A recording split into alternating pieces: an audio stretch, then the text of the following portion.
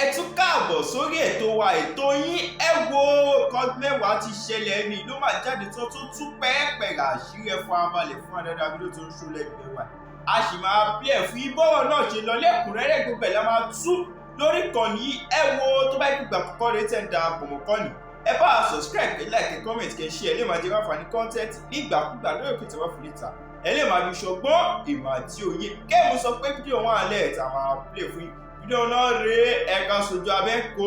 bí Wasiu ṣe dé iwájú plane mo mọ̀ pé tá a bá ń travel ó máa clear wa we go through a lot of clearings before ká tó dé inú plane gbogbo àwọn tó clear Wasiu ṣé wọn ò rí nǹkan tó gbé dání yẹn ni kó tó ní kó kọjá. Are you getting my point? Wasiu wá dé inú plane no matter what listen to me and listen attentively. I don't think like Nigeria, like Nigerians. I think like a civilized person. I think like somebody that is living in a civilized country, somebody that is exposed to the world, not just retarded in Nigeria, or think like a Nigerian. Listen to me. Wasiu gba protocols kọjá kó tó déwájú plane. Àwọn wo ló jẹ́ kó kọjá tó fi déwájú plane? Wasiu wá lọ destruct plane ní pé plane ò ní lọ. God forbid. Tí plane yẹn bá pa Wasiu ńkọ́, ṣé nǹkan tẹ́ ń sọ ìlànà máa sọ tẹ́lẹ̀ bá sọ pé can he do it in America? Can he do it in London? I beg your pardon. Kí wá ní káwọn tó ń ṣiṣẹ́ lọ́gbà wèrè ṣe, àwọn tó ń ṣe mental health bíbáyìí, àwọn tó ń bá ọmọdé ṣiṣẹ́ nílùú yìí, wàá lọ ṣiṣẹ́ pẹ̀lú àwọn young people, àbáwọn mental health patients, wọ́n á gba ilé tí, wọ́n á da tí sí ẹ lára, àwọn ọmọ yẹn á wú èsùsù báyìí, wọ́n á po tí wọ́n á da sí ẹ lára, wọ́n á lọ sí ibi mọ́tò tẹ park, wọ́n á fọ́ gbogbo gíláàsì yín. Àbí kí lẹ́ni mo sọ, èmi ń sọ̀rọ̀ based on experience ni. Listen to me. Where is his patience? Ẹni tó bá ń deal pẹ̀lú public, you have to be patient. Patient ẹ gbọ́dọ̀ wà top notch. Mi ìfẹ́ mọ̀ nǹkan tí Wasiu lè ṣe. I am not talking based on Wasiu broke protocol or is it because he's a celebrity? Listen. Is it because all these international celebrities, they don't bring their shame out? It happens everywhere. Tiwa ló ń gbé síta. Some protocols will be broken for some celebrities. Some protocols will be broken for certain individuals. Am I communicating? Ẹni tó jẹ́ kí Wasiu kọjá ní boarding pass gbogbo bẹ̀ yẹn. Ó rí pé celebrity ni. Ó dẹ̀ gbé kíní yẹn wọlé. Àwọn celebrity other countries tẹ́ ń sọ yẹn wọ́n ń gbé wọlé dáadáa. Ṣé ń gbọ́ mi? Fine, Wasiu la ó ṣàgídí ń bẹ̀ yẹn. But as a pilot, ẹ bá mi bèrè. Ṣé nǹkan tẹ́ ń sọ ilẹ̀ máa sọ sẹ́? So ẹni tó ń ṣiṣẹ́ ní mental health sector àbí ẹni tó ń ṣiṣẹ́ pẹ̀lú young people nílùú yìí, èmi ò sọ Nàìjíríà because ẹ̀ ní làkàyè ń bẹ̀ yìí. Ó wá ń tọ́jú youth sìn, ó wá po títàn, ó wá dà sí ẹ lójú. Wàá sọ pé torí ó fẹ́ fọ́ ẹ lójú, ìwọ náà dà sí lójú padà, ẹ̀wọ̀n ló máa kú sí. Ṣé Wasiu jẹ̀bi? Yes. Ṣé pilot yẹn jẹ̀bi? Yes. But ta ló jẹ̀bi jù? Pilot ni. Because kò ṣe Wasiu ló jẹ́ kó bá jà. Ó jẹ́ kó park plane yẹn, kó wá padà lọ sínú ibi tó ti fẹ́ lọ yẹn pé olórí búkú ló jẹ́ kí Wasiu kọjá. Now wọ́n béèrè lọ́wọ́ yín níṣẹ́ tó bá wá gbé plane yẹn lánàá yẹn tó run Wasiu down. Ṣé nǹkan tá à ń sọ ìlà máa sọ? Where is his empathy? Where is this ìtìgbà ẹ̀yà mi lóyìnbó? Is it not better for them to be delayed than kó pa Wasiu lánàá yẹn? Is it better for him not? Is it not better? Yeah? For the àwọn tó board plane to be delayed than kó ló fẹ́ rán Wasiu. Èmi bí yín ní sẹ́, mò ń gbọ́ tó sọ pé Wasiu ṣe sá kúrò mbẹ̀. So ká sọ pé Wasiu náà lágídí. Thank you, professionalism. Ìgbà tó ṣe training tí mo dẹ̀ mọ̀ pé majority of Nigerians, they don't do training for their staffs. Ìgbà tó ṣe training níbo ni ẹ jẹ́ kí n sọ kílíkọ̀ fún yín. Ibo ni professionalism ẹ̀ wà? Tí bá rìn ká ń bẹ̀ yẹn, tí mo gbé báàjì ibi iṣẹ́ mi sọ́hùn, tó bá gbá mi létí mo ní right láti dá padà. Tó bá ṣe anything fún mi, the fact that I'm still on the uniform of my company, or I'm still on with the badge of my company, I don't have any right to raise my hand, because once I'm out there, I represent my company, and I should be of good behavior. Am I communicating? Being inside somebody said if Wasiu was in America, he would be arrested. Now, it will not happen. It can never happen in America, because the protocols before Wasiu got there, they will not allow it. I traveled around Paraventure to go big the glory. Multi traveled at Danny Louis. No, not money. Drop everything. Oh, bad boy, because of perfect faint. Drop everything. I'm asking you now, where is that pilot's duty of care? Where is his duty of care? Irrespective of what Wasiu had done, Wasiu's life should be paramount to him, not the passengers to get to where they want to get to. Wasiu's life should be paramount to him. So after Wasiu say, I need to be paid, and a passenger come out, they come late. Is it not better to be late than not getting there at all? I'm asking you, he wants to rush, you don't want to let the flight be delayed. Will the flight move? Because I don't think like many of you. I don't. Thinking to me my yato. Now, ewa je ka fi gbogbo yen sile. O wa gan Wasiu wa sakuro nbe. Mo wa gan eyan to nsoro. I won't blame Wasiu. Àwọn protocols to je ko kọjá de be yen, àwọn ni ke je ka blame. Please. Tá bá ń ṣe báyìí, we will not get anywhere as a country. I'm telling you. There is something called duty of care.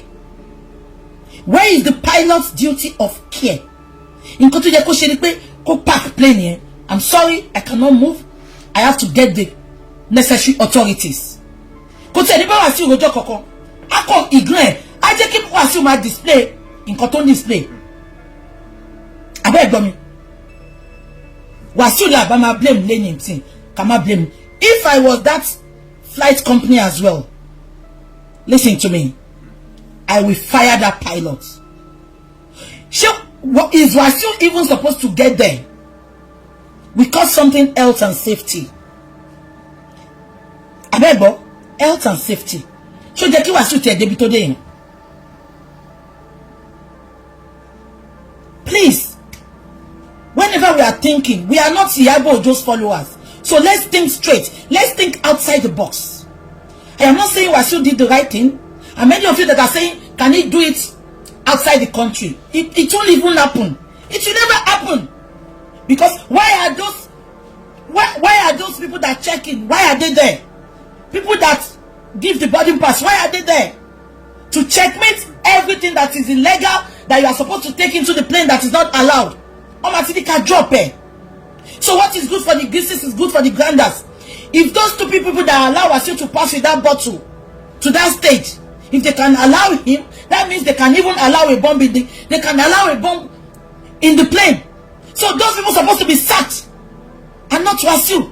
Tobati do lori fit won pe egbon e le kọjá se. Kò ní débi tí ó dé tó jẹ́ pé pilot fẹ́ run e down yẹn. Ṣé kò tí mo sọ yé yín? So that is just that. Please. And to many people that say kò lè ṣẹlẹ̀ níbì kan, it happens everywhere. Check me. Àwọn celebrities, they do it. On man ṣe dada. The only difference is pé on ma fojú fo. Let me now ẹ jẹ́ wá honest sí gbogbo Sherry, some protocols will be broken because they are celebrities. So gbogbo pé can he do it somewhere? Gbàgbé ẹ̀. And my last advice to this is not about arrogancy. I'm telling you.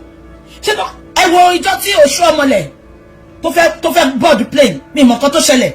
Ó dúró sẹ́nà ní ẹnì kankan ò ní kọjá. Wọ́n ṣe nǹkan kan fún na wọ́n fídíò ẹ̀ lẹ́sẹ̀kẹsẹ̀ ni wọ́n gbé síta. Ó dẹ̀ bọ́ta ó wá ṣàlàyé. This is not about arrogancy. Tí wọ́n bá jẹ́ kó kọjá lẹ́nu ọ̀nà kò lè débẹ̀ yẹn sẹ́. Eléyìí ò ń ṣe arrogancy. And that is ẹ jẹ́ ká fìyẹ́lẹ̀ because mo fẹ́ pẹ́ lórí kíní. My advice to Wasiu, you are a man of caliber. With ibite ba ayé yín délé ní sà. Ẹni owó yẹn, you have the money. If you cannot if you cannot afford private jets, sir, please, within Nigeria, I beg you in the name of God, Eloma rent private jets, baba. Ibi tẹ́ délé ni ẹ ti pọ̀jù gbogbo embarrassment yẹn lọ. Tẹ́ bá ẹ fẹ́ gbé anything wọnú inú flight, sir. Eloma private jet, ẹ lọ ní private jet man cost. Bet ẹ lè afford kan fún ara yín. Go get, you can rent it. Because tó bá jẹ́ pé wà ní private jet yẹn, ṣé Davido ń gbé nǹkan wọnú private jet yẹn ni? Anything ló máa gbé wọbẹ̀ now. But ẹ ti lè lọ́wọ́ public transport yẹn, ó máa fi ìlọkulọ̀ lọ yín. Wọ́n ridicule yín. Wọ́n rubbish yín, sir. It's high time for you, sir. Get a private jet. Tell you no more cost. Kí ni gbogbo àǹfààní ogún tẹ́ kó jọ, sir? Tẹ́ fẹ́ enjoy life ara yín. You will sing from Monday to Sunday. Why can't you enjoy your life, sir? How much is private jet? Mo pa láṣẹ ni mo dá lábàá, sir. Henceforth, tí bá tún rí yín nínú plane àwa gbogbogbò, àbá yín jà ní. Kí ló máa cost yín kó tẹ́ bá ń bọ̀ nílùú òyìnbó kẹ́ gbé private jet? Ẹ ti lówó tó náà. Àsìkò ló jẹ́ orí mi jẹ́ǹjẹ̀rẹ̀ iṣẹ́ mi o, ẹ̀dá mi jẹ́ǹjẹ̀rẹ̀ wàhálà mi o. Ẹ wo bí ordinary pilot. Ẹ wo bó ṣe ridicule yín tó bá pa ọ̀tá yín lánàá ńkọ́. Wọ́n ní àódẹ̀ lówó kò lè ná. Bọ́lájí Wasiu, bọ́ síbí, ò ń ṣe mí ò ń gbà mí. I've always known you to be a snitch. Kí ló fa gbogbo story tẹ́yìn kọ yẹn? Wọ́n ní wọ́n fẹ́ fi plane gbá Wasiu. Wọ́n ti rí pé alcohol ló wà nínú cup. Ẹ̀yin wá kọ síbẹ̀ pé ìgbà ẹ wá sọ story Mongo Park Bọ́lájí Wasiu. Why can't you just go straight to the point? You are always being that snitch in Wasiu's life. Ẹ wá kọ story tó yẹn ìgbà tí Wasiu ìgbà tí Wasiu Ayinde tó lọ ṣe operation ní Canada. Ṣé ẹ̀yin lè wá sọ fún wa pé ẹja méjì ló wà nínú sardine ni? Gbogbo àwọn tí o mọ̀ pé Wasiu lọ operation Canada ẹ kúkú wá sọ síta alámẹ̀bọ ni ṣó amẹ̀bọ ni. Simple. Ẹ má blame Wasiu from reliable source. I'm his friend. Wọ́n ní kó máa gbé ọtí dání ó máa ń kàmù kankan nu kidney. Nǹkan tẹ́ ẹ bá wá sọ nìyẹn. Ẹ wá bẹ̀rẹ̀ story Mongo Park. Ẹ wá bẹ̀rẹ̀ bí Iyabo ṣe jóná ẹ rabalẹ̀ àsọmú ẹ̀. Ẹ wá ṣe let's set the record straight. When Wasiu had operation in Canada, when he had operation in Germany, he couldn't talk for 1 year, he couldn't go for shows for 3 years, so that's why he thought that people had got it, daddy. Ṣé fẹ́ tí ara yín kà nǹkan tẹ́kọ̀ yẹn? Alẹ́ ẹ̀gbádùn, ẹ̀yin àti Iyabo, abẹ́ ti jẹ́ ẹ̀tẹ̀ bá ti jẹ́nu. Ṣé ìtẹ̀jẹ̀ṣẹ́ bí sí ọmọ lògbàlògbà, ó dàbí bí sí àti Iyabo ń jọ ń pọ́kọ́ kan náà dóni. Allegedly don't suffer for my hand. Bombo. Ṣé gbọ́? Our company yẹn gan wọn confirm alcohol ni. They never confirmed it was an alcohol. Bọ́lájí Wasiu, enough of your shenanigans. Enough of your abusi. We don't want that. You can come out, you can come and speak for Wasiu. Do I know Wasiu? Yes. Am I his fans? I don't listen to Fuji. But some of these Fuji musicians, they are like a brother, they are like a father to me. Pasuma, I know him, I talk to him. Not now, I'm answerable. But you also pay Mumba Wanja. I will show like a Sunny Melody Timo. Many people will not know that I have their numbers. We talk. We don't talk, but they are my brothers. That is me. Bọ́lájí Wasiu, ariwo lẹ́nu vendor nǹkan tẹ́ wá gbé síta yẹn, ṣé mi ò mọ̀ ń pa ẹni? Mo ní mo wà nulẹ̀ Wasiu mo ń bá jẹ́ mo ń bá mú ní now. Ẹ wá ẹ̀ṣẹ̀ ń kọ́, ṣé ilé máa sọ fún wa pé ẹja mẹ́ta ló wà nù sardine? When Wasiu went for operation, kí ló fa gbogbo story yẹn ọkùnrin ṣóṣòṣò? Ó ga fún yín o, you cannot enter that circle again. Okere long spoon mo sọ fún Wasiu kò máa fi bá yín jẹun. Wọ́n lọ fẹ́ fi plane pààyàn. Ẹ sọ̀rọ̀ pé ìgbà tó ṣe kinní kan. Ẹ jẹ́ ká lọ sí nǹkan tá fẹ́ lọ jàre. O ṣe Dami Marshal. They are going to sue that company. Yes. They are going to sue that company. Yes. Sue the pilot. Yes. God forbid tí nǹkan bá wá ṣe Wasiu lánàá yẹn ẹ wá máa ṣe àwa ò fẹ́ kó lọ, àwa ò fẹ́ o, àwa ò fẹ́ kó lọ, àwa ò fẹ́ o. Now let me give you a scenario kí n tó bọ́ sí nǹkan tí mo ṣe wá síta lẹ́ni ìtorí olórí burúkú Iyabo àti aráyé má ṣe rere. Esa bingo, you talk with both of your mouth. Esa boy, ṣé ojú ò kì í tì ẹ́ ni? Àwọn wo ló yìn wú ẹ náà? You have no integrity whatsoever. You are a jealous ọmọ mú péjì wálẹ̀. Àgbàyà ò jẹ́rọ ayé ò járọ̀ ọ̀run. Olórí burúkú ni ẹ́. Ara máa ń ta ẹ́ ni, o máa ń jealous ni. The moment tó rí páwọn èèyàn ń wò mí, the moment tó rí páwọn èèyàn ń fún mi l'audience, o lọ change the narrative. Let me now tell you, Esabod, kò sí bó ṣe lè change narrative yẹn. Nǹkan tó ń wà nínú ẹ̀ ló ti kọ́kọ́ sọ yẹn. Màá wá bá ẹ play bí yóò ti gbàgbé. Má fi mí rí ìdíìmù ara ẹ níwájú olórí burúkú ṣẹpẹtẹ́rì. Ìkan náà ni olórí burúkú kan náà ni. Esabod, you are a daft fool, old bastard. Olórí burúkú. Fi àwọn ọmọ ẹ̀wọ̀n wá. Àbí kò ṣọmọ ẹ ló mú wíìgì tó sọ di wíìgì àwọn pọ́pù ní pàtí ìwèrè tẹ́lọ́ṣẹ́ ní Tanzania. Olóṣì méjèèjì náà àwọn ọmọ ò gbádùn. Abẹ́ ti gbàgbé ni. Ibi kan ni bọ̀bọ̀ ẹ bá mi rántí bọ̀bọ̀ yẹn. Kí ni kọ́ bọ̀ yìí? Ibi kan ló wà tó sọ pé inú mọ́tò lòun ti dú ọmọ ẹ. Tálé ṣíṣe ò bá gbé olórí burúkú. O fẹ́ rìdíìmù ara ẹ. Olóṣì. Ìwọ náà fẹ́ lọ ṣọmọ́gọ̀ ní Canada. Àlẹ́ ní oníjẹkújẹ yẹn. Ẹjẹ tó bá ní fídíò yẹn. Àǹtí mi tó ń sẹ́yìn nìkan sí mi. Ẹ bá mi sẹ́yìn ibi tó ti sọ pé tíṣe pẹ̀tẹ́rì bá sanwó fóun òun á gbèjà ẹ̀. Ẹ bá mi sẹ́yìn fọ́tò ibi tó ti sọ pé ṣíṣe pẹ̀tẹ́rì lówó ni. Ẹ bá mi sẹ́yìn fídíò ibi tó ti sọ pé ṣọ́mọ ẹ̀ ló pa kọ́kọ́ sóríire ni. Àbí oyún egbére, oyún ajáwo lọmọ ẹ̀ gbé síkùn tó ń ṣakọ. Ẹ bá mi sẹ́yìn gbogbo ẹ̀ka plẹ̀ fún gbogbo ayé. Esabod ò ní sóríire. Wàá gbé gbogbo nǹkan tó tara ẹ̀ jáde sí. Wàá gbé ọmọ ẹ̀sìn, wàá gbé ọ̀nà sí, wàá gbé wálé sí. Ó ní ṣoríire. Wàá ké pàjáwìrì lórí ọmọ. Àwọn ọmọ ẹ tí ò jẹ́ èèyàn láyé. Starboy, ẹ fún mi nọ́mbà Starboy wàá ṣoríire. Zimama, fún mi nọ́mbà Starboy. Ẹ jẹ́ ká gbé Starboy wá sórí afẹ́fẹ́. Olórí burúkú, ẹ Nàìjíríà, ẹ Nàìjíkò. Olórí burúkú olóṣì, èmi ló fẹ́ fi pa, ò ní jẹ́ èèyàn. Àbó ti gbàgbé bí tí mo ti, ó sọ̀nà o. Olórí burúkú ọmọ Iyabo yìí òun ni ò jẹ́ kó make owó. Ipe gbogbo àṣírí tí VDM ń tú lọ́wọ́lọ́wọ́ ó jẹ́ kó máa blog ẹni. Ṣebí torí ẹ̀ ló ṣe sọ pé I will blog anything. Iyabo kì í ṣọmọ ẹ. Èmi ló bá fẹ́ fi rìdíìmù méje lọ́dọ̀ olórí burúkú yẹn. Esabod ò ní ṣe oríire, ikú máa pa ẹ́ ni. Olóṣì aláyé bàjẹ́. Ó lelele wọn lelelelelelelelele wọn ò bá ó lelele kò bá kọ́lá ṣọ̀bù ṣí àyẹ náà ni. Olórí burúkú àkùkọ gàgàrà tí ò fẹ́ kí kékeré kọ. Immediately tó ti rí pé mo rí viewers mo rí àwọn tó sọ pé BJ has integrity. Ó dùn ó dẹ̀ máa dùn ẹ́ kú ni. Ikú ló máa pa ẹ́ ṣọ́kọ̀ bí mo bẹ̀rù ẹni. Tí bá avoid ẹ relevant ni. But I said to myself today, I will give it back to you. I will give it back to you. Gbogbo ègúnú Bíbélì, gbogbo ègúnú Kùránù tó fi gégùn fáwọn ọmọ. Ajẹ́tì tí náà ajẹ́tì wálé. Ajẹ́tì àná. Ò ní ṣoríire. Olórí burúkú dirty monkey, dirty bastard. Olóṣì eléwé koriander. Tẹ́mi wọ́n ya ẹ ni.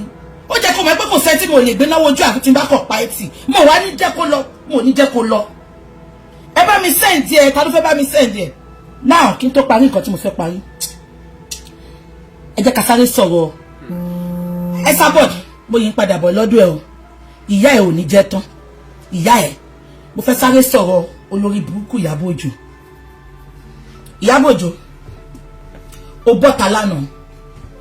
Sórí ẹni tó bá kàwé dáadáa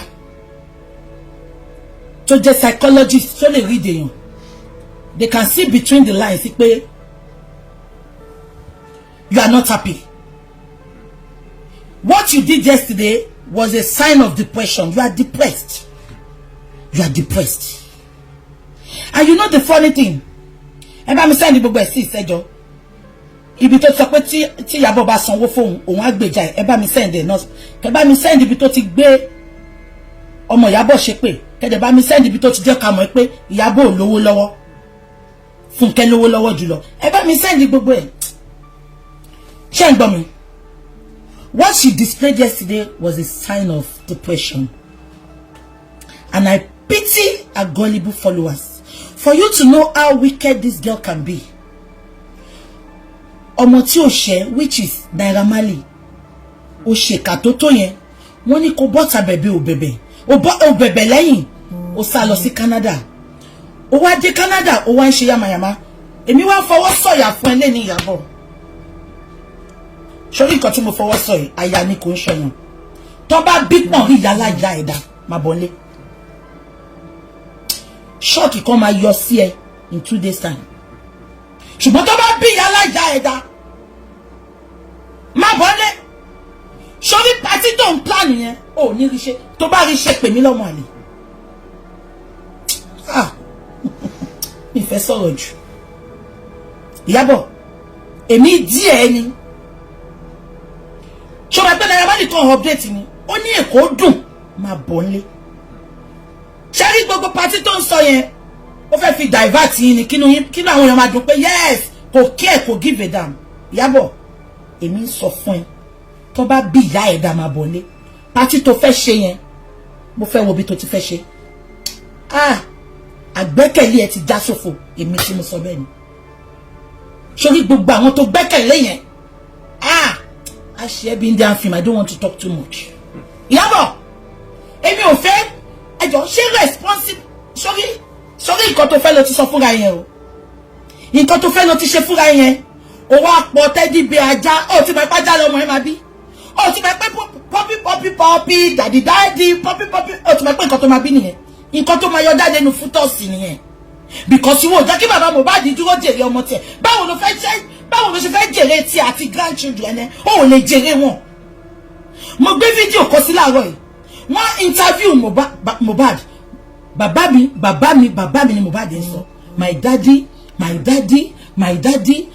Mohbad ò ẹ lọ́wọ́ page mi. Mohbad ò dárúkọ ìyá ẹ̀. Mohbad ò dárúkọ anybody. Ó ní kí ló tó ṣe ń jẹ́ mọ́lẹ̀. Ó ní torí táwọn bá lọ church, dájú òun wá sọ pé ìmọ́lẹ̀ ipò wọn sọ pé ọ máa fi ìmọ́lẹ̀ gbàdúrà. Ó ní nǹkan tó ń ṣe jẹ́ mọ́lẹ̀ nìyẹn.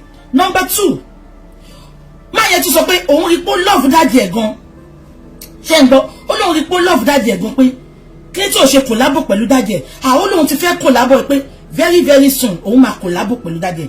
Olórí burúkú Iyabo, ìwọ fi pé o lè fi ọ̀rọ̀ Mohbad ṣe content. Ó ní jẹ́ kí sọ fẹ́ǹsìn.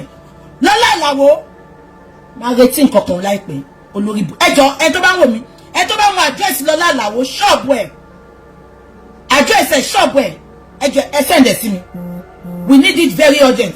Ẹ tó bá mọ ilé Lọ́lá ìlàwó àdírẹ́sì ẹ̀ ṣọ́ọ̀bù ẹ̀ ẹjọ́ send ẹ̀ sí mi. Àwọn èèyàn ní ìdẹ̀ Canada ẹjọ́ send ẹ̀ sí mi ẹjọ́ ṣe ti gbọ́ ilé ẹ̀ ṣọ́ọ̀bù ẹ̀ send ẹ̀ sí mi.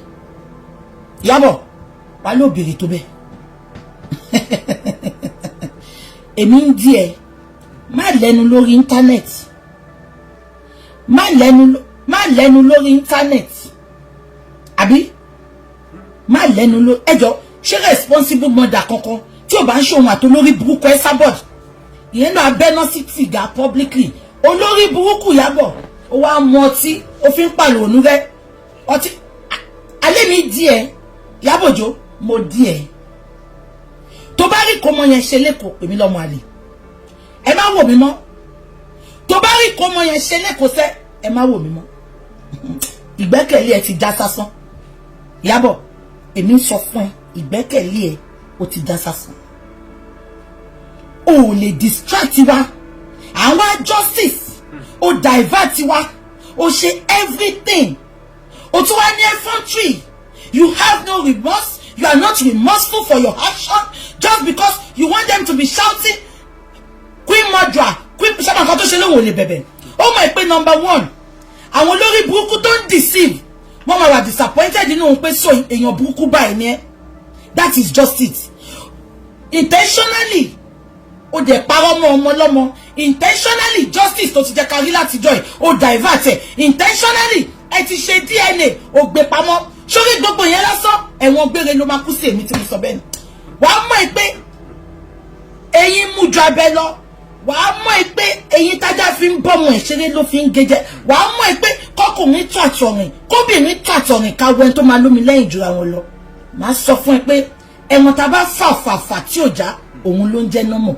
Èmi personally, because you gbogbo yín group tó dálẹ̀ wọ́n attack me back to back for good 2.5 years just because I'm seeking for justice. Màá dúró tiẹ̀ tó o bá lulẹ̀ mi ò ní padà lẹ́yìn ẹ̀ sọ fún ẹ lẹ́yìn ó tiẹ̀ ti lulẹ̀ already. Iyabo Ojo tó bá bí pọ̀ rí ìyálà ìyá ẹ̀dá kó jẹ́ ọdún kan ló lò níbi tó wà yẹn tó má bọ́lé èmi challenge Naira Marley lẹ́sìn èmi challenge come home baby video sọ pé come home baby girl olórí burúkú ẹni tí ní òdùn tó ńlá ṣúgà olóṣì ó wá bọ́ síta lánàá fẹ́ distract wa kán tún lè máa celebrate ẹ̀. Mo ti sọ fún gbogbo yín ẹni tó bá láyò ní look for ayọ̀ social media. Do you see me coming on social media to show off or to say èmi ni mo yí o kẹ́ máa sà mí? No, I don't need it because within me I'm very very happy. And the battery that is always coming on social media for validation, they are not happy within. So there is nǹkan tó fẹ́ ló ti sọ fúnra yẹn o. Tọ́mọ ẹ bá máa fi bímọ abájá, abológbò, abífútọ̀sì, abéjò. Nǹkan tó fẹ́ ló ti pọ̀n sẹ́yìn lánàá yẹn o. Ṣé mo bẹ́ẹ̀? Nǹkan tó fẹ́ ló ti pọ̀n sẹ́yìn yẹn. À ń bó ṣe máa rí fún ẹnìyẹn. Ìyẹn tó bá rúre tó bá sọre. Ẹ kọ́ ti ẹnu mi. Ìtorí olórí burúkú ẹ sábọ̀dì. Kí ni mo ṣe? Ìjà ẹ ló sọ pé òun ń gbè. Tó ń ṣépè burúkú. Èpè yẹn á padà sí ẹ lórí Ìyábọ̀. Á padà sórí Priscilla. Àní mò ń sọ fún ẹsẹ̀. Ìyẹn tó mú ẹ bá rúre tó bá sọre. Ṣùgbọ́n tó bá wà rúre tó sọre yẹn. Ọlọ́run afọmọ yẹn á fi dà ẹ́ láàmú, á fi dà ẹyin ọ̀ká láàmú, á fi dà gbogbo, á fi ba ayọ̀ ẹ jẹ́. Èmi tí mo sọ bẹ́ẹ̀ ni. So ẹ má fọ o gbogbo ẹ̀yin tẹ́ ń wò mí ẹ má fọ rárá ṣé ti gbọ́ ẹ má fọ please. Àwọn èèyàn ń pè mí lánàá BJ kìnìkan please ẹ má fọ o. You know I tell you some things. I don't want to tell you some things. But ṣé me pé gbogbo nǹkan tí bá ti ń sọ fún yín lórí channel yìí, it always comes to pass. So please, ẹ má wá disappointed. Ẹ má sọ pé ẹ wo bọ́mọ ìṣe ń ṣe. Ṣé rí gbogbo nǹkan tó ń ṣe yẹn, ó ṣe ìwé èèyàn tó jẹ́. Ẹ wò mí dáadáa. If I make a mistake, I'm never too big to come online to say sorry. Because I want peace for the other person tí mo accuse. Mo dẹ̀ fẹ́ peace fúnra mi náà. Am I communicating? Mo máa ń tẹnumọ́ lójoojúmọ́. Mo ní ìjọ́ tí wọ́n bá sọ pé Elégùṣì ò guilty, I will come out and beg him and redeem and say good things about him. Mi ní lọ bá lẹ́yìn pé ọba ẹ má bínú. I don't do that. I will come online to say sorry because online ni mo ti sọ̀rọ̀ wọn. And I never intentionally did that. Ẹ lọ wo first video mi. Mo sọ pé mo ò ní bá yín sọ until tí n bá evidence. Mo dẹ̀ rí pọ́n ju petition síta. Ṣé rántí ni mo bẹ̀rẹ̀ sí ní sọ. Ṣé rántí? But this olórí burúkú Ìyábọ̀ gbogbo ẹni tó máa ráyé ń ṣépè fún tó máa ṣe kò ń gẹ́ bí. Ó bá tèèyàn jẹ́. Ó ṣe Naira Marley, ó ṣe ní ṣekúṣe. Justice Mohbad tó jẹ́ kó bá kọ́ síwájú 2 months lọ. Ó bàjẹ́, ó divert ẹ̀. Ó dẹ̀ tún bọ́ta. Ó sọ pé kí náà fẹ́ ṣe fún mi. Ìyábọ̀.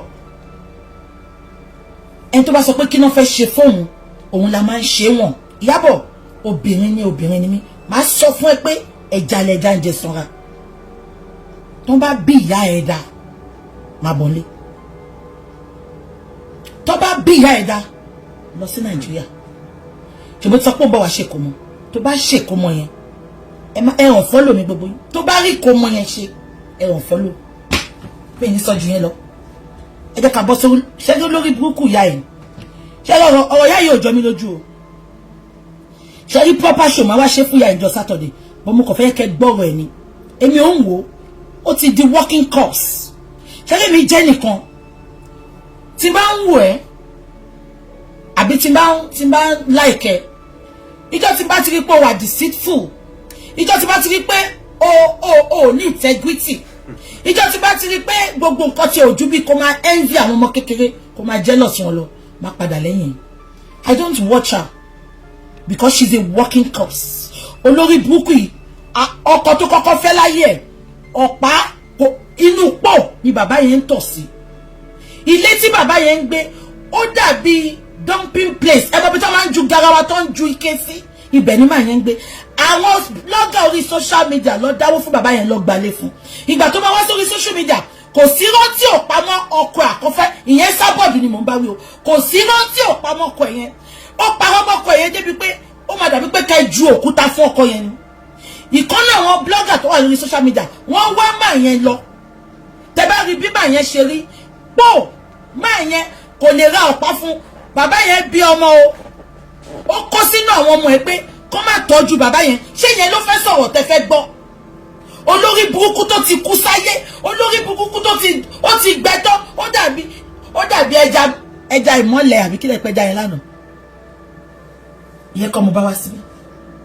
Dáhùn kí ni mo fẹ́ sọ? Ṣé rí ìyá ẹ̀?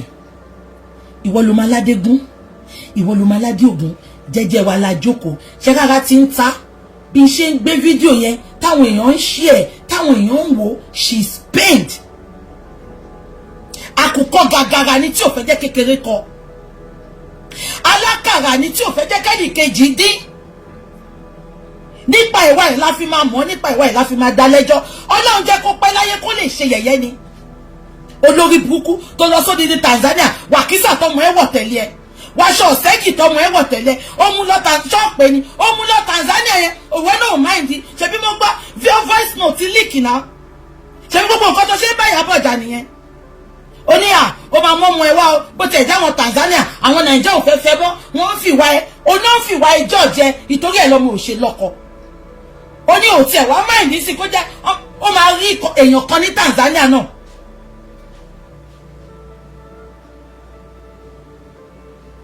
Àbẹ́ ẹ̀gbọ́n mi.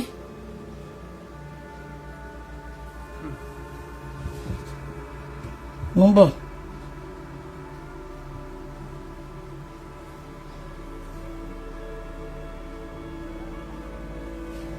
Àbí kan tí mo sọ yẹn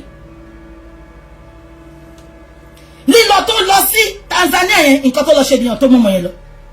Òun àtọmọ ẹ̀ wá ranjú ọ̀ìn, wọ́n ranjú ọ̀ìn bí ajá báǹkì. Orí tí gbogbo àwọn èèyàn avoid ẹni. Ìgbà tí Iyabo Ojo dúpẹ́ lọ́wọ́ àwọn tó wá sí Tanzania, ó rí pé kò fi fọ́tò ẹ̀ sí ni.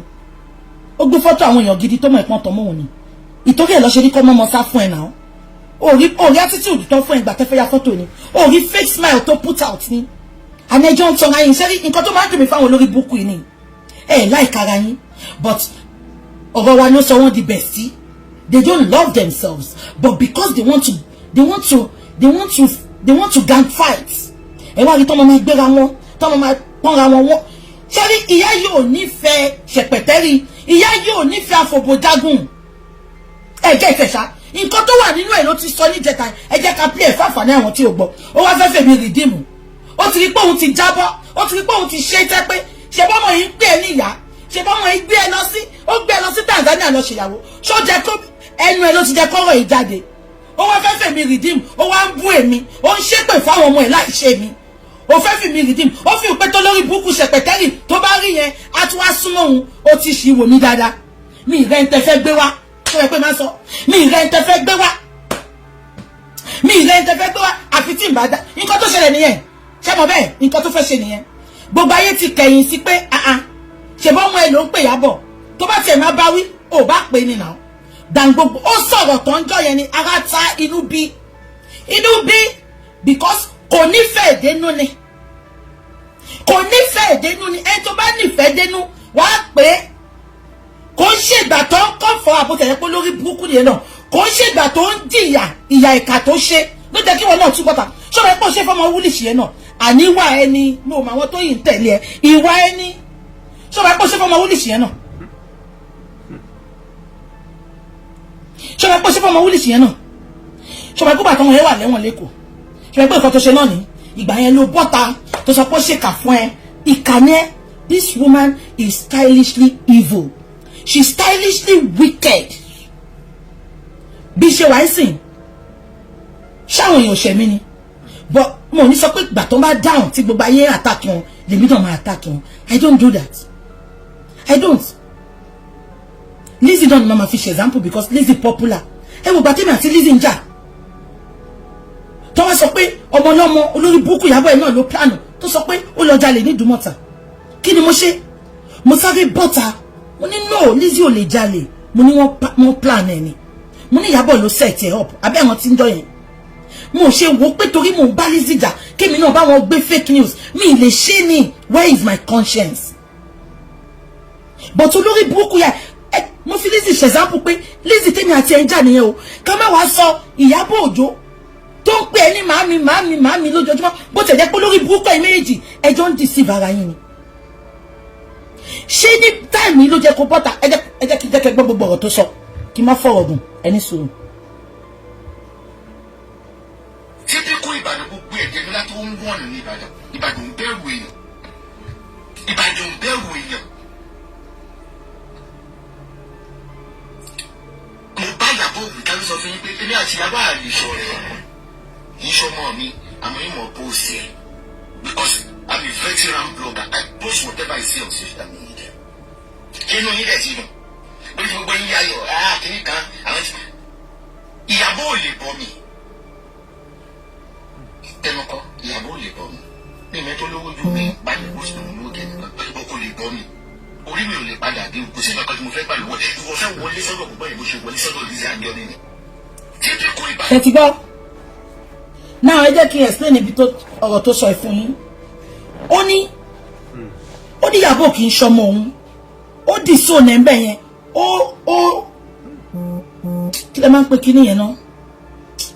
Mo ti gbàgbé nǹkan tẹ máa ń pè kíní yẹn o. Ẹ mọ̀ ó disclaimer. Now ṣé mọ̀ nǹkan tó ṣe disclaimer?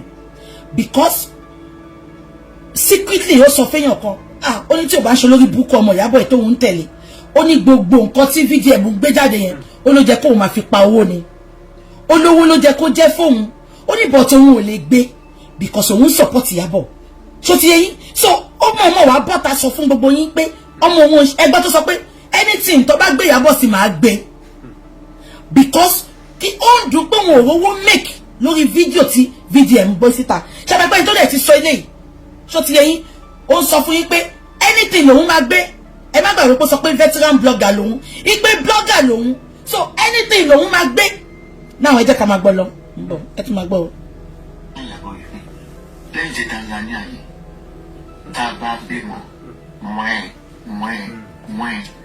mo là fi gbọ́.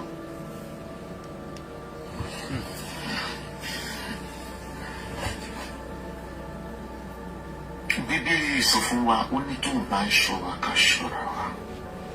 Bíbélì ò sọ pé òun fún Sátánì ní agbára láti wọlé ọ̀la. Bíbélì ò sí nǹkan ẹni tó bá jẹ́ olódodo lógún máa ń lé jù ló máa. Ẹ bá ti rí olórí burúkú tó ń sọ̀rọ̀ Bíbélì báyìí àwọn gangan ló ṣì o. Gbogbo nǹkan tó fẹ́ ṣẹlẹ̀ ṣẹ́rí ó kàn yẹ pé olórí burúkú ni ṣẹ̀pẹ̀tẹ́rì náà. Inú mi dùn tẹ́lẹ̀ ń ṣẹlẹ̀ because ẹnìkan la máa fi punish èèyàn kan. Nǹkan ńlá kan máa ṣẹlẹ̀ o. Ẹ mú sọ́wọ́ sí lórí gbogbo nǹkan tó sàrándù bẹ́ẹ̀ tí ọmọ yìí oyún ọmọ yìí nǹkan ńlá kan máa ṣẹlẹ̀. Ọwọ́ ìyá Ayinde ló ti máa wá. Ẹ mú sọ́wọ́ ó máa ṣẹlẹ̀ o. Ṣé pé mi ṣe sọ pé tí Iyabo bá ṣe ìyàwó tán disgrace ńlá kan máa ṣẹlẹ̀ sí. I never knew where it was coming from but nǹkan tó fi wọ̀n mí nìyẹn. Nǹkan ńlá kan máa ṣẹlẹ̀. Ọwọ́ ìyá Ayinde ló ti máa wá. A wá padà bọ́ta pé ṣèbọn ń bú òun ni. Àbí ó ní ṣèbọn ń bú òun ni. A bá sọ pé ṣèbọn òun sọ. Ẹ lọ kọ sílẹ̀ o. Ẹ kọ déètì ní sílẹ̀. Mi ò bí mo ti sọ nǹkan kan fún yín lórí íńtánẹ́ẹ̀tì tó lọ bẹ́ẹ̀. Nǹkan ńlá kan máa ṣẹlẹ̀. Nǹkan burúkú dẹ̀ ni. This woman is planning very, very evil plots. That is why she's coming out to say it as an advice. The moment she went to that Tanzania, listen to me, she was so jealous. She was so jealous because she failed her children as a mother. Àkọ́bí ẹ̀ ọkọ ṣọkú mọ́ lórí ni first husband tó fẹ́ ó ṣọkú mọ́ lórí ni. Ìyẹn tún lọ fẹ́ second husband. Ó tún bá ọkọ ọmọ ẹ̀ sùn. The third husband. Òun ni bọ̀bọ̀ tó mi fẹ́ dárúkọ bọ̀dá yẹn. The fourth husband bọ̀bọ̀ tó ń ta lé yẹn. Ó ní kọ́mọ ẹ̀ lọ secretly kó kó lọ sí Nàìjíríà bí yáárí máàlù yẹn ṣẹ́mọ̀ Ọlábánjí àbí kí ló kọ́ máa yẹn máà tó ń talẹ̀ yẹn ẹjọ́ sọ fún mi máà tó ń talẹ̀ yẹn ó ń bá máà yẹn talẹ̀ ó dẹ̀ mọ́ pé máà yẹn ìyàwó ẹ̀ ti kú bọ̀ máà yẹn lówó gan secretly behind the camera àṣọwọ̀n ẹ̀ yọ lọ sí Nàìjíríà ó ní kó lọ meet máà yẹn pé so that máà yẹn á lè fi ọmọ ẹ̀ sílé àṣẹ olórí burúkú ìyá ìyàwó náà ń òun náà ṣùgbọ́n òwúwà ìyá ìyàwó so immediately tó lọ sí Tanzania PSO God bless you immediately tó lọ sí Tanzania ibẹ̀ yẹn ni wàhálà ti bá ibẹ̀ yẹn ni hatred yẹn ti wá pé who is Ṣẹpẹtẹrì tó lè máa enjoy life báyìí gbogbo nǹkan tó ń sọ yìí ẹ lọ kọ sílẹ̀ ọmọ sọ fún yín o ẹ máa gbé lọ.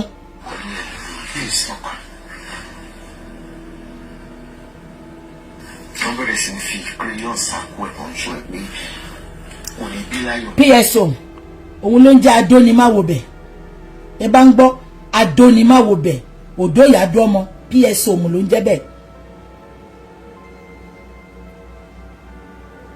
Tina ó secretly lọ sí Nàìjíríà for good 2 weeks wọ́n do tán wọ́n yọlé ọmọ ẹ̀ lọ́nà 2 weeks kò fojú rí òun ẹ̀rọ bí pọ́n gbàwẹ̀ tó ń gbàdúrà ni ìyẹn kò bá sùn fún bí olórí burúkú 2 weeks ọdọ débi pọ́n yọlé ọmọ ẹ̀ lọ́nà ìyá olórí burúkú yìí eléyìí tó ń advice èèyàn yìí ìgbà tí Tina lọ jẹṣẹ́ PSO mú Nàìjíríà jọta ló advice ẹ olórí burúkú ẹ jẹ́ ká máa gbọ́ lọ. ṣé pé bí tí bàbá ìyá ẹ̀ ti wicked ni ó dùn mí pé ẹ̀gbọ́n nǹkan tí ó ń sọ ṣé gbọ́n nǹkan tó sọ ó lóun rí i pé oyún ní sùúrù má bẹ́ẹ̀ analyse ó ní nǹkan tóun ṣe advice Ṣẹpẹtẹrì ni pé òun rí i pé ìgbà tó gbé oyún ọmọ ẹ̀ síta ó náwọn èèyàn wá sáko oyún ọmọ ẹ̀ ipa wá sọ pé oyún yìí ò ní bírè ò ní sọre tó bá ti yẹ kó sọ bẹ́ẹ̀ ṣó jẹ́ kó fẹ́ náà rẹ̀ sọ you are not getting something gbogbo yín ẹ kàn sọ ẹ kọrí síbi kan náà ni you don't pay attention to important things when this woman say it okay ó sọ pé àwọn èèyàn sọ bẹ́ẹ̀ ìgbà tóun náà tún máa sọ èpè burúkú ló ń gbé ọmọ yẹn ṣẹ́ ó láwọn èèyàn sọ pé oyún yìí ò ní rúri ò ní sọre ó láwọn èèyàn sọ pé bí ìyá ẹ ṣe rán bàbá Ìjẹ̀ṣà lẹ́wọ̀n bẹ́ẹ̀ ló ṣe máa ẹ wo nǹkan tí ìyá yìí ń sọ ó dẹ̀ pé ra ilá bíi amọ ẹ jẹ́ ká máa gbọ́ lọ.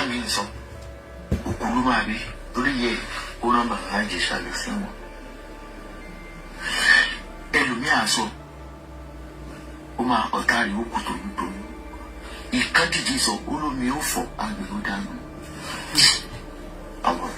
ṣẹ́rí ibi tí mo mú ẹ sábọ̀dù dé ẹni kó mọ evidence wa gbogbo nǹkan tẹ́ sábọ̀dù sọ pé òun rí yìí tóun fi wá wọ̀nù Ìyábọ̀ ẹni kó fún ọ evidence ẹgbẹ́ kan tó sọ ó ní kọ́nu wọn sọ pé omi máa dànù àgbẹ̀ máa fọ́ oh God ẹ mọ̀ yá yìí ṣá àwa ti ń tẹ̀lé láti 2016 ṣẹ́rí ìyá nǹkan tó wíṣì Ìyábọ̀ ló sọ yìí o bó dẹ̀ ṣe máa rí nìyẹn lágbára Ọlọ́run àwọn ogun ọ̀hún ti fàṣẹ sí àdàbí tí ò bá ṣe pẹ́yìn méjèèjì ẹ pawọ́pọ̀ ẹ gang fight ni bestie ọ̀rọ̀ wa ló sọ yín di bestie ṣùgbọ́n tí ò bá ti jẹ́ pé ìtorí ọ̀rọ̀ ọlọ́rọ̀ tó sọ yín di bestie lẹ ṣe di bestie gbogbo nǹkan tó sọ lórí ọmọ Ìyábọ̀ láàárọ̀ yìí àwọn ogun ọ̀hún ti fàṣẹ sí bó ṣe máa rí nìyẹn ẹni jẹ́ sábọ̀dù fún wa ní evidence gbogbo nǹkan tó bá sọ ló máa ń evidence ẹ sábọ̀dù fún wa evidence ibi táwọn èèyàn ti sọ pé oyún ọmọ Ìyábọ̀ omi máa dànù àgbẹ̀ máa fọ́